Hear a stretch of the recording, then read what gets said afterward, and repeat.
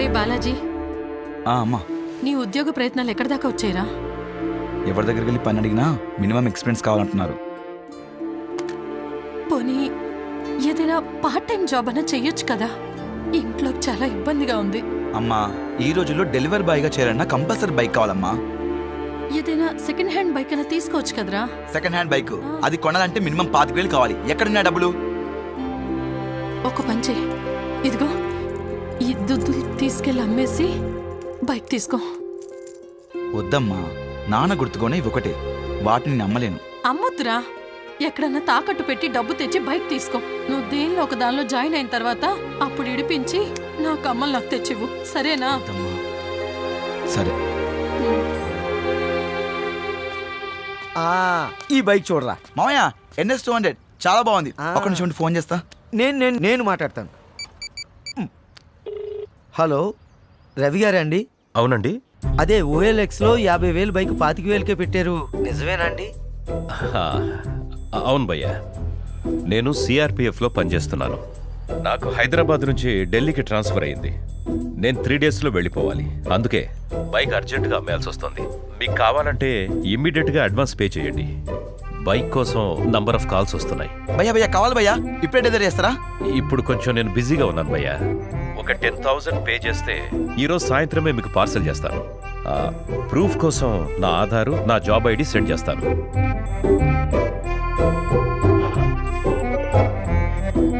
Aadhaar card, job ID proof పంపించాడు రా, genuine person లా ఉన్నాడు. మళ్ళీ మిస్ అయిపోతాము. ముందు డబ్బులు ట్రాన్స్ఫర్ చేసేయి. 10,000 కొట్టే చెప్తాను నా నెంబర్కి. కుట్టు. ఓకే, కొట్టేసాను మామయ్య.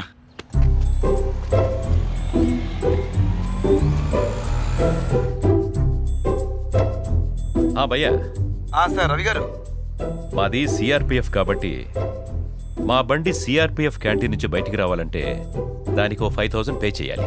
సరే సార్, ఓకే సార్.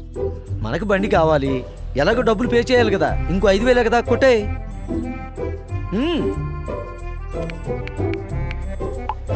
కొట్టేసాను మామయ్య. ఇప్పుడు మామయ్య ఒక నిమిషం. మామయ్య బైక్ అతను మాట్లాడు. సార్, నేను ఇప్పుడే బండి పార్సల్ చేయించాను. 2 రోజుల్లో మీరు ఇచ్చిన అడ్రస్కి వచ్చేస్తుంది. డెలివరీ అక్నాలెడ్జ్మెంట్ వాట్సాప్ చేస్తాను. ఇమ్మీడియట్గా బ్యాలెన్స్ అమౌంట్ సెండ్ చేయండి. Okay sir, thank you sir. మామయ్య బైక్ పార్సల్ చేశారంట. ఇది రిసిప్ట్ కూడా పంపించారు.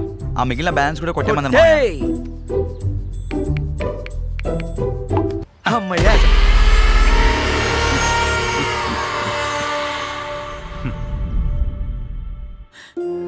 ఎంత పని చేసావురా? సిఆర్పిఎఫ్ అధికారని చెప్తే నమ్మానమ్మా. బైక్ పార్సల్ చేస్తారని చెప్పి డబ్బులు మొత్తం కాజేశారు.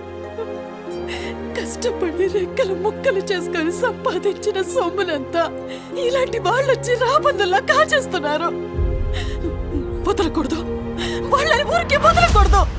పోలీస్ కంప్లైంట్ ఇవ్వాల్సిందే. రే బాలాజీ, పదరా పోలీస్ స్టేషన్ కి కంప్లైంట్ ఇద్దారా. సోషల్ మీడియాలో గవర్నమెంట్ ఆఫీషియల్స్ అని చెప్పి మీకు ఫేక్ ఐడీస్ ప్రెజెంట్ చేసి మిమ్మల్ని మోసం చేయడానికి ట్రై చేస్తారు. మీకు తక్కువ రేట్కి ఇస్తామని చెప్పి ముందే మీ డబ్బులు తీసుకొని లాస్ట్కి ఆ వస్తువే మీకు పంపించకుండా మోసం చేస్తారు. జాగ్రత్తగా ఉండండి. మీకు ఫ్రాడ్స్ అని ఏ మాత్రం డౌట్ వచ్చినా సైబర్ క్రైమ్ నంబర్కి వెంటనే కాల్ చేయండి. Madam, good evening. Madam, good evening. ఏంటి సుధీర్, ఎన్నిసార్లు విష్ చేస్తున్నావు? డబ్బు కావాలా? అప్పా, మీరిచ్చే అప్పు కోసం కాదు మేడం, నేనిచ్చిన డబ్బులు తిరిగి వెనక్కిస్తారని ఎదురు చూస్తున్నాను. నువ్వు నాకు అప్పిచ్చావా? మీరే కదా మేడం వీడియో కాల్ చేసి మరి 10,000 అడిగారు. మీ కార్డ్స్ బ్లాక్ అయ్యాయని. కావాలంటే చూడండి, నా ట్రాన్సాక్షన్ కూడా చూపిస్తాను. మీ నెంబర్కి చేసింది. ఓ, అర్థమైంది. నీకు సైబర్ స్కామ్ జరిగింది. సైబర్ స్కామా?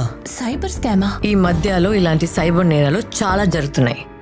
నేను ఇన్స్టాగ్రామ్ లో పోస్ట్ పెట్టింది ఆధారంగా చూసి నా ఫేస్ తో మీకు వీడియో కాల్ చేసి 10,000 రూపాయలు అడిగారు. నువ్వు కూడా అందరిలాగా మోసపోయావు. ఇదంతా ఒక సైబర్ స్కామ్. సైబర్ స్కామ్ ఏంటి madam?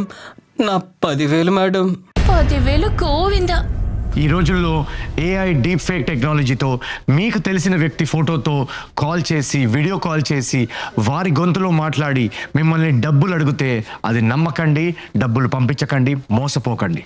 Telecom regulatory authority of India TRAI నుండి కాల్ వస్తుందని మీకు చెప్పిన నమ్మకండి. వెబ్సైట్స్లో కానీ సోషల్ మీడియా ప్లాట్ఫామ్స్లో కానీ మీకు కనిపిస్తున్న సమాచారం నిజమా కాదా కన్ఫర్మ్ చేసుకోండి. అన్నోన్ నంబర్స్ నుంచి కాల్ వచ్చి మేము ఫలానా బ్యాంక్ నుంచి మాట్లాడుతున్నాం, మీ సివివి నంబర్ షేర్ చేయండి, మీ ఓటీపీ షేర్ చేయండి అని అడిగితే ఎంత నిజంగా అనిపించినా అది డౌన్లోడ్ చేయకండి, షేర్ చేయకండి. ఇలాంటి ఎటువంటి సంఘటనలు జరిగినా ఫిర్యాదుల కోసం 1930 హెల్ప్ లైన్ నంబర్కి కాల్ చేయండి లేదా cybercrime.gov.in కి లాగిన్ అయి రిపోర్ట్ చేయండి. మీకు దగ్గరలో ఉన్న సైబర్ క్రైమ్ పోలీస్ స్టేషన్కి వెళ్ళి రిపోర్ట్ చేసి ఫిర్యాదు చేయండి.